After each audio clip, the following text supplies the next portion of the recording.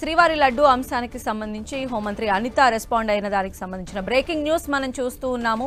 శ్రీవారి లడ్డు ప్రసాదం వ్యవహారంలో సుప్రీంకోర్టు ఆదేశాలను స్వాగతిస్తున్నామన్నారు ఏపీ హోంమంత్రి అనిత. శ్రీవారి లడ్డు అనేది భక్తుల మనోభావాలకు సంబంధించిన విషయమని స్వతంత్ర దర్యాప్తు సంస్థతో సిట్ ఏర్పాటు చేయడం శుభపరిణామమన్నారు. తిరుపతి లడ్డు వ్యవహారంలో ప్రజలకు వాస్తవాలు తెలియాలని అన్నారు. విజిలెన్స్ ఎంక్వైరీ అనగానే సుబ్బారెడ్డి ఎందుకు భయపడుతున్నారని ప్రశ్నించారు. ఇప్పుడు రాష్ట్ర ప్రభుత్వం చేయాల్సిన కార్యక్రమాన్ని ఆ రోజు రాష్ట్ర ప్రభుత్వం చేసింది. ఎందుకంటే లడ్డు వ్యవహారం అనేది చాలా సెంటిమెంట్తో కూడిన విషయం. మన ప్రపంచంలో ఉన్న వెంకటేశ్వర స్వామి భక్తులందరికీ కూడా మనోభావాలకు సంబంధించిన విషయం.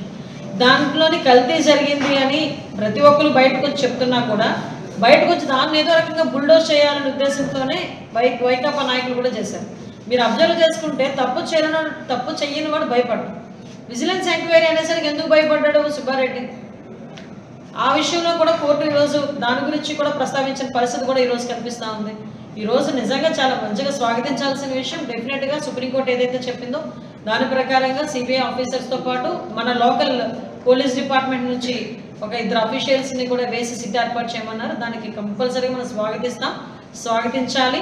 ఎందుకంటే ఇప్పుడు నిజాలు తేలాలి, ఎట్టి పరిస్థితులు నిజాలు తేలాలి.